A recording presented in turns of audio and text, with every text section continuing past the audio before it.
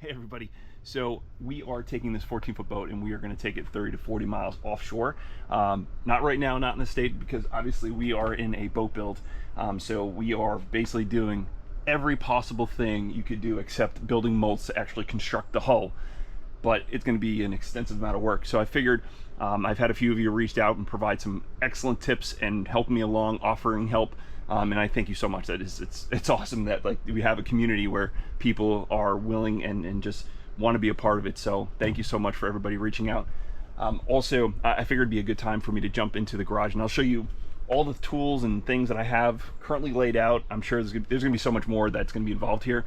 But what I'm gonna do is just walk you through the different tools and materials that I have, mainly focusing on the fiberglass aspect of it right now. And then as we move along in the series here, I'll show you all basically it's gonna be a step-by-step process. So let's jump over to the garage and yeah, we'll take a look.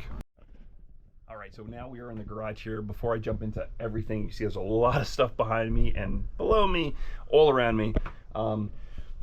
Before I jump into everything, in the link down below for all of the videos that I put out there, I do put Amazon links for either the actual items that I'm using, or things that I find that would be helpful for a build.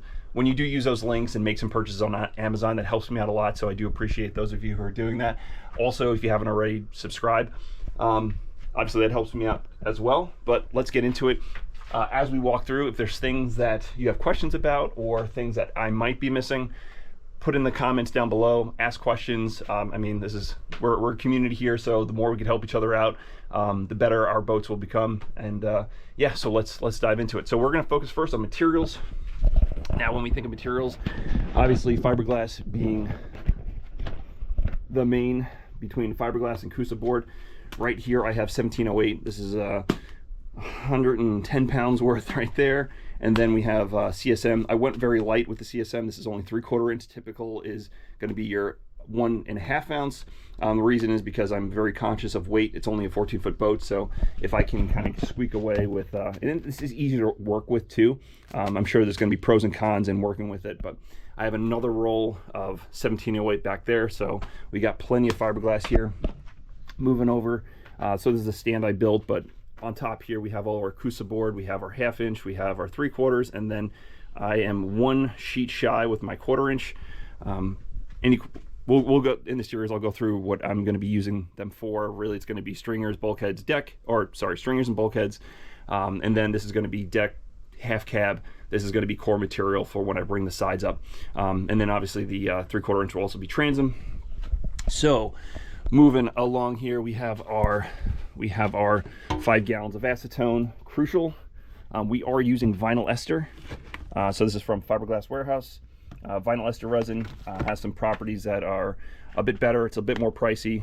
I only have 4 gallons here, and we are probably going to need, I think I estimate about 28 gallons, so we're about 24 gallons shy, but we'll cross that bridge when we get there.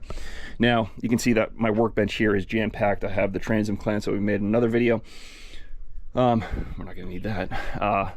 We have our mixing cups. I have 200 cups between this box and this box. We have a mixing 6, so these are 8-inch tongue depressors, and I think there's 200 of those there.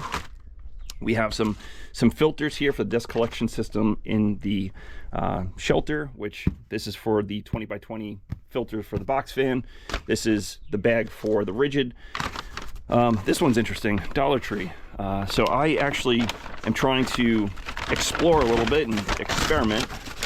I bought a bunch of silicone, different shapes, and I probably cut these a little bit. There's more in the bag. But I figured, hey, I'll just give it a try to see how these work for putting in fillets. Good and cheap, right? Dollar store. So I'm not gonna, there's nothing crazy there. In here, in this box, I have the this is actually 1/8 inch chop strand fibers. So when I make some reinforced putty, I'm gonna do it out of the Vinylester. I'm gonna make my own. I'm not gonna get the can pre-made.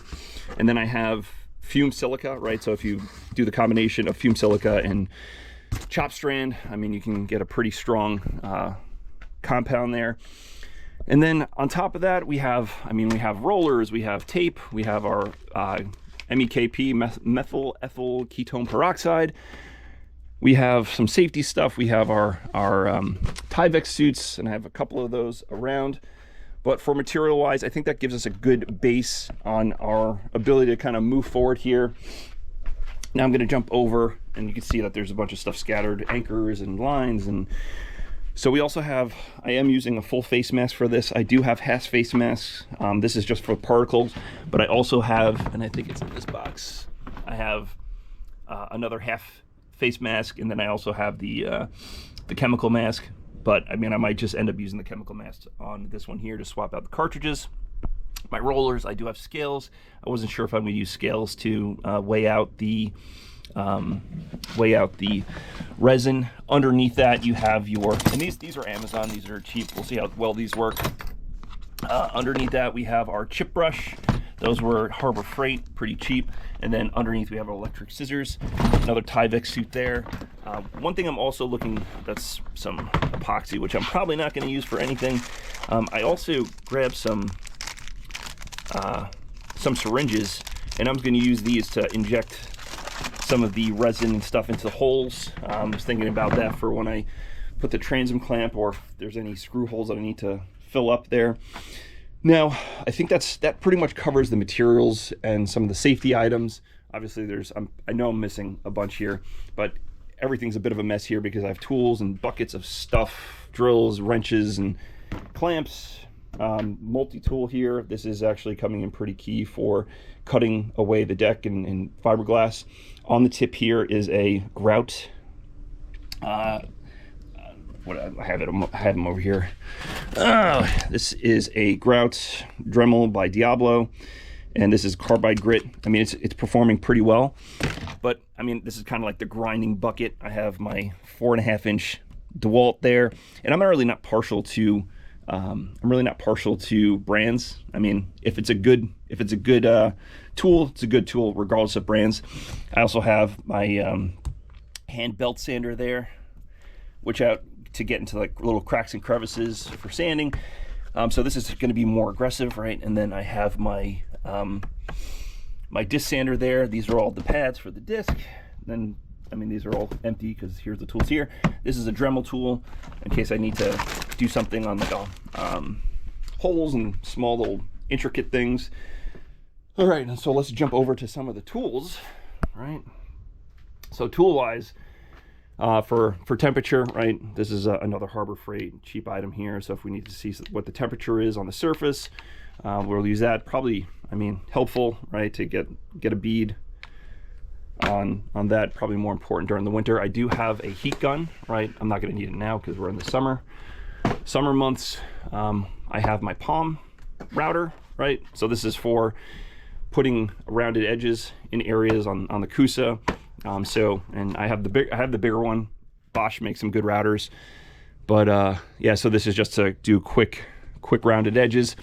This is my laser level, so to make sure that as I start cutting stuff away, before I start really cutting much of anything, I'm going to have a kind of baseline. I'm going to trace lines around the boat to make sure I have a point of reference, because as of right now, the boat is on cradles off. It's not sitting on the bunks anymore, but I have cradles in between the boat and the bunks, and it's level. So I'll do all that. There's a jigsaw there, right? So jigsaw with carbide blades is what I'm going to use to cut this, but for more fine, intricate work. All right, so over here we have my 12-inch Craftsman bandsaw. So we're going to use this mostly for the Coosa board. As of right now, I have a 1/4-inch wood blade on it, but down below you can see we have the bimetal 1/2-inch blade.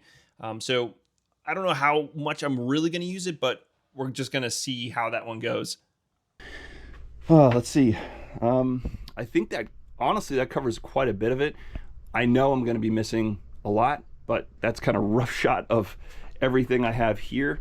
But any questions that you may have, please let me know. Yeah, I think that's a good baseline for just doing the fiberglass work. Well on my way.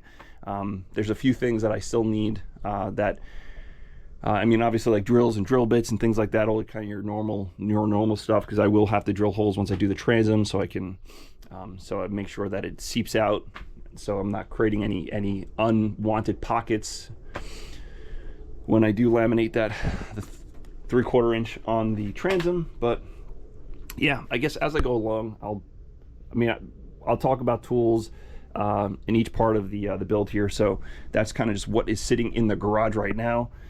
There's more in the house, and I'm unlikely that I'm going to keep all this stuff here because it does get a little damp. So I don't want to have any rust on the tools. But yeah, let me know your thoughts. I'm going to put stuff in the comments down below for links to much of this stuff.